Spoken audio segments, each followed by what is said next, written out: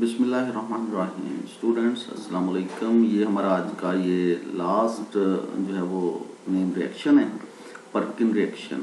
Perkin reaction में जो reaction है उसमें जो reactants benzaldehyde, sodium acetate, acetic anhydride ये पार्टिसिपेट करते हैं, जिससे हमारा प्रोडक्ट जो है वो बनता है सिनामिक एसिड, एसिटिक एसिड और सोडियम एसीटेट दोबारा रिकवर हो जाता है। यानी सोडियम एसीटेट इसमें कैटलिस्ट के तौर पर ही वर्क करता है इस रिएक्शन में। अच्छा जी, इस रिएक्शन का जो फर्स्ट स्टेप है, फर्स्ट स्टेप में सोडियम एसीटेट जो है ये आयनाइज होगा, एसीटेट एनाइन बनेंगे और साथ ही सोडियम केटाइन बन जाएगा।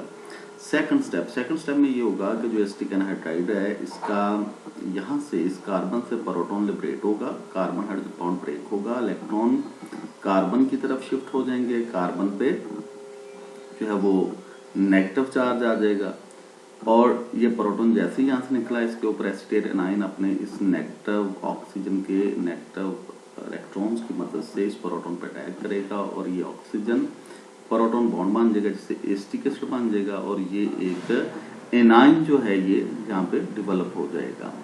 अब थर्ड स्टेप में ये इस एसिटिक एनहाइड्राइड एनाइन जो है ये अटैक करेगा बेंजल्डिहाइड के इस कार्बोनिल ग्रुप के कार्बन के ऊपर।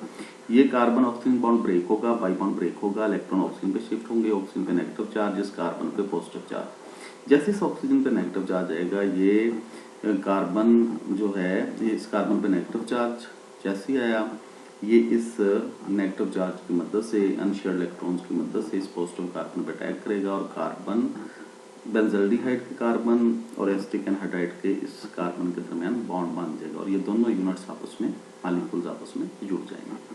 ये दोनों इस बॉन्ड्स की मदद से आपस में जुड़ जाएंगे और इस ऑक्सीजन पे नेगेटिव चार्ज। अच्छा, फोर्थ स्टेप में सिंपली ये होगा कि जो थर्ड स्टेप का ये जो प्रोडक्ट है इसका ये जो ऑक्सीजन है ये सिर्फ एसिटिक एसिड से प्रोटॉन वसूल करेगा और इस ऑक्सीजन पे प्रोटॉन आ जाएगा और ये OH बन जाएगा। ये एसिटिक एसिड ये प्रोटॉन देने के बाद एसीटेट एनाइन में तब्दील हो जाएगा और प्रोटॉन जो है जैसे ये प्रोटॉन वसूल करेगा ऑक्सीजन तो इसके ये बन जाएगा OH। That is the fourth step, just transfer of proton from acetic acid to that oxygen atom.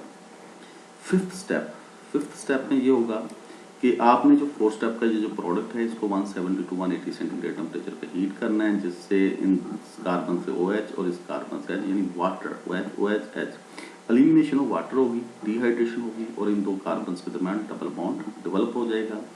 इसको 170 to 180 सेंटीग्रेड पे जब हीट करेंगे तो इसकी डिहाइड्रेशन हो जाएगी और ये अनसैचुरेटेड एक कंडक्ट जो बन जाएगा और वाटर एलिमिनेट हो जाएगा।